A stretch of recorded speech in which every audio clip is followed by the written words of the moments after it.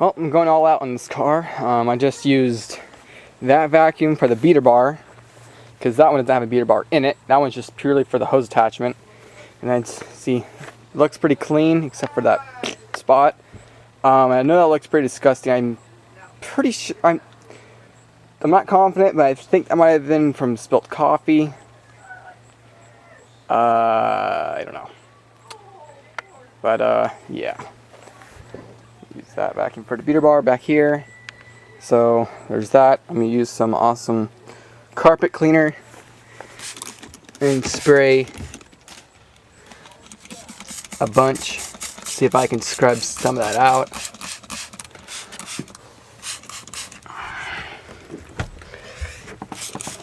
This stuff's supposed to be pretty good, so see if I can get a good dousing.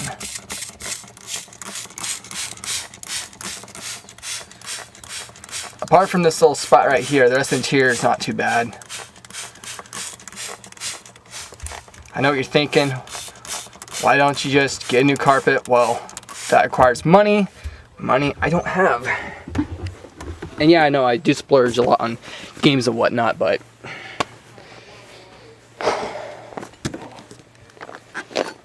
I don't replace what I don't at least try to fix. So the seats up here, back seats, look pretty good. There's the floor, not too bad. There's other floor, the hump, the door, that door, and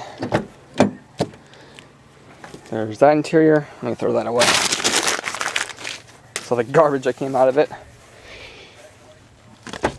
Armor all. Oh no, this is why the ants are going crazy. The calculator, somebody etched out a permanent marker on it so you can't see the answer. Got that almost perfectly clean. I took the vents off to vacuum out all the mouse crap as much as I could.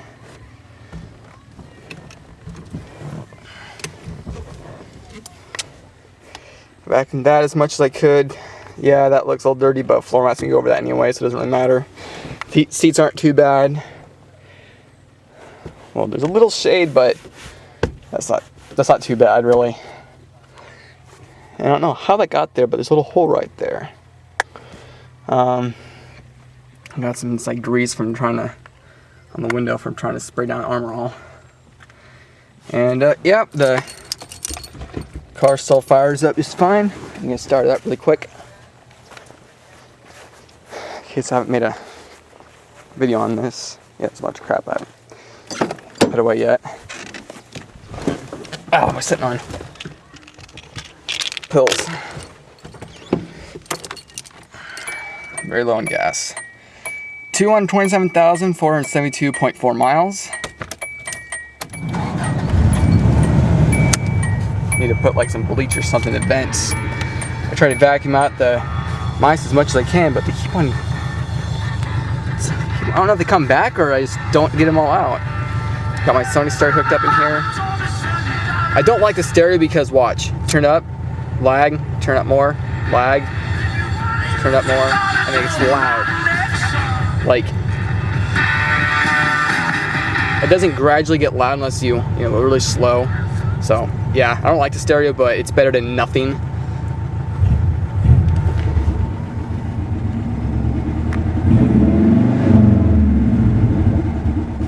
That's what it sounds like underneath.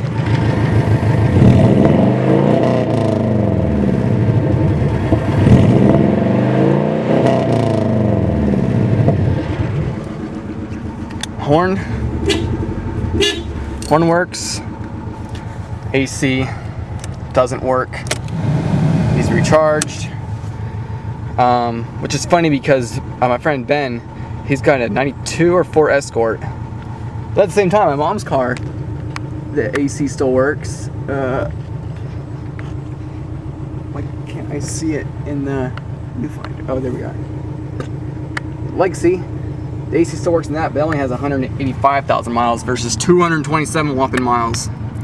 But at the same time, this one guy took a ride in his Thunderbird. It was a 94, I think. That had 227,000 miles, and the AC still works ice cold. Cruise doesn't work. I think since somewhere down its life had a second motor on it. All the windows still work perfectly fine to this day. It really grinds my gears when somebody says they prefer manual windows over power windows, because when you're going down the road and it's like super hot, and you don't think about rolling all your windows down until you're already going down the road. You have to lean across and yeah. In my car, you gotta do that. In this one, all you gotta do is push this button right here. It's just that easy.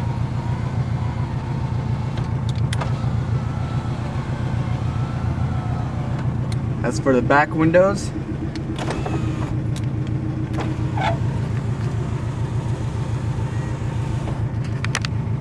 just that easy. Dome light still works just fine. I don't know what's with discoloration on the edges. Maybe it's from nicotine, I have no idea. Just mirrors age like that. It's got the vanity mirror. Another vanity mirror, I don't know if it originally had it like that, but it does. Glove box, we've got a bunch of random crap. I just stuck some mirrors in there, Genesis tape, Who tape, because we used to have a tape player in here until I took it out. We got burger coupons, Burger King that are probably expired. And the original owner's manual.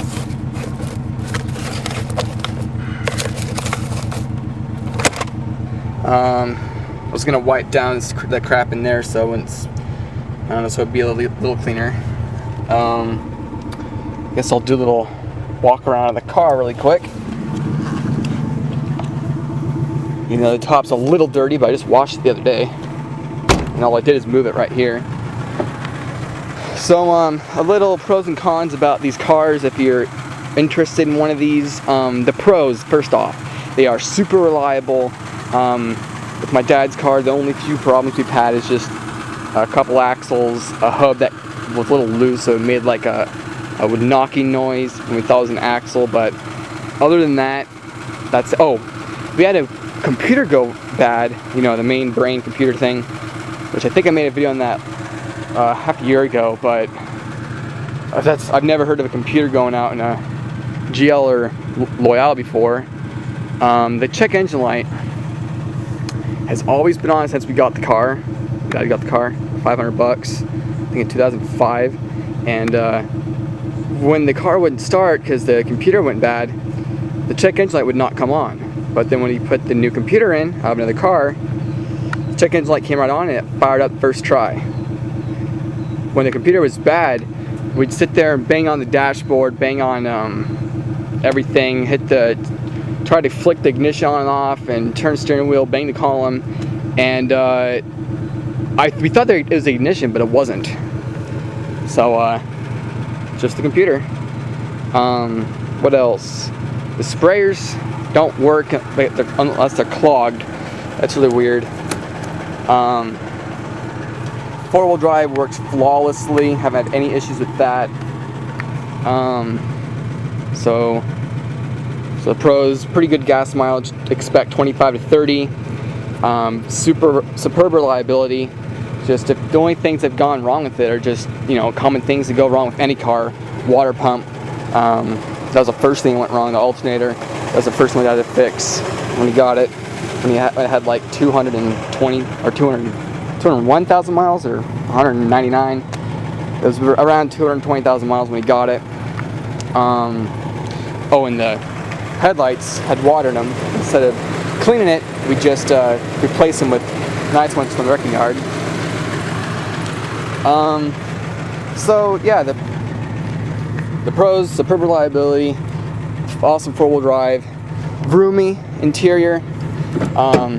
Here's the back seat, and if I sit in here, this is the seat all the way back, and you know, you may notice my knees are rubbing right there, but if I put my knees out a bit, there's plenty of knee room right here. Here's the door.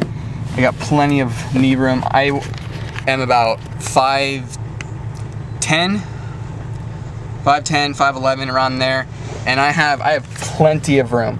However, on the negative side, there's no headrest.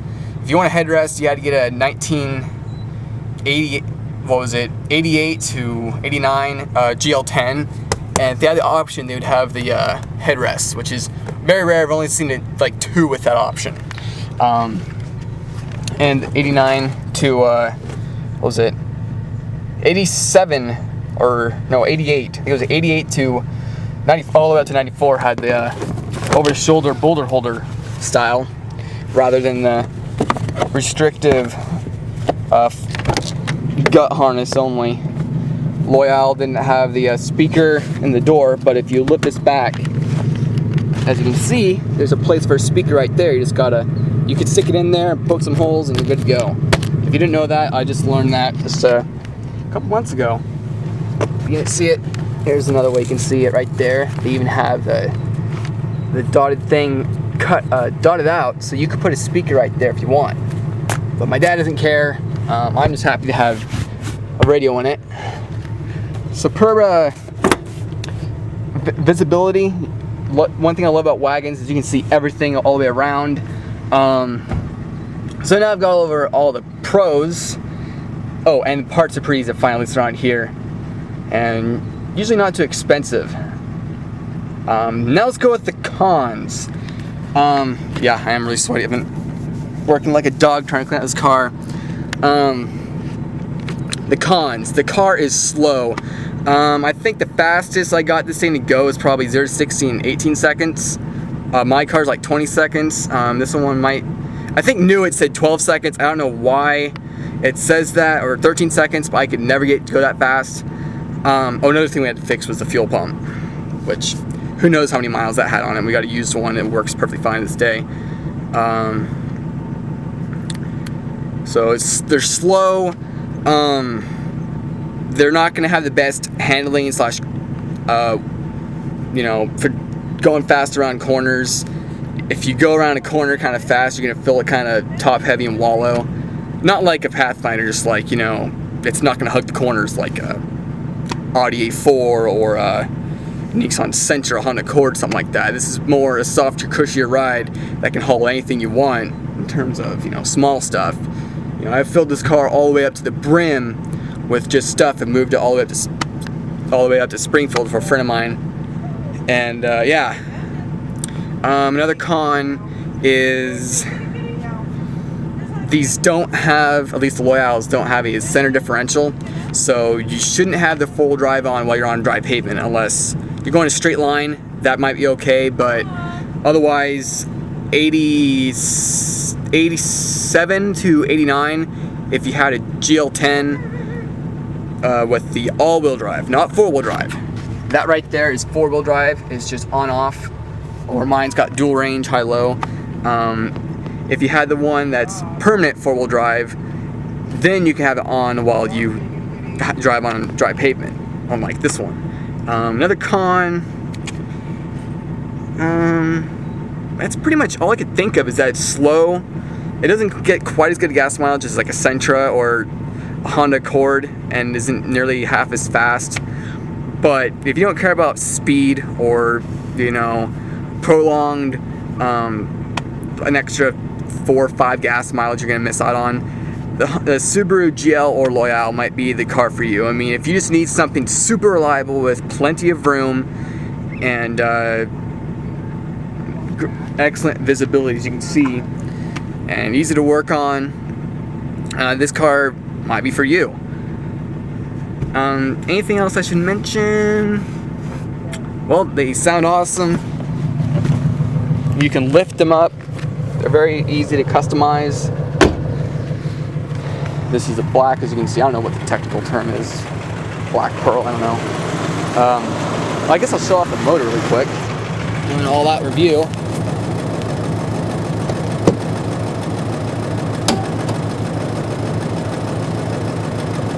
Another thing that you might want to pay attention to is if you want the power automatic seats. They had this from I believe 88 to 94. Before 88, they were the standard manual seat belts that didn't automatically go over. Personally, I like this because, you know, all you gotta do is shut your door and you're legal to the naked eye, unless a cop just walks up next to you. A lot of people hate them because they think they get in the way or whatnot. Whatever. I like them. So here's under the hood. 1.8 fuel injected. Subaru. I'm trying to say SPFI. Single port fuel injection. In other words, throttle body. I believe this puts out 91 horsepower and 101 foot-pound of torque. Got the AC. It's spinning. No, like clutch is spinning. There's a filter. Spare tires underneath the hood, which is an awesome thing about the GLs, even the old GLs. But once they went to the Legacy and the Impreza, they got rid of that and put the spare under the back floor, which I don't like that. I think I can understand that in the Impreza, or in the WRX Turbo, you know, I can understand wanting the extra space up here for your intercooler, but other than that, I wish you would have kept the spare tire under the hood, you know. It's extra safe, you know, it's really easy to get to, and if you have a flat and you have your trunk full of crap, you don't have to empty your trunk to get to your spare. Batteries right there. Another thing I should let you guys know of if you're looking into buying one of these is that these things like to leak oil.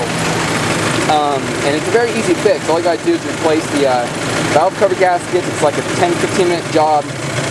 Me, I didn't do it myself. I helped out a buddy of mine and paid him $10 to do it. It took him about 20 minutes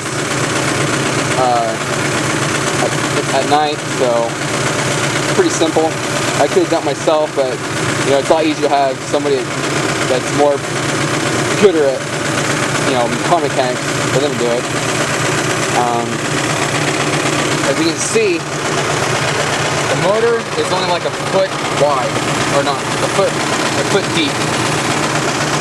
Let me get the stick out.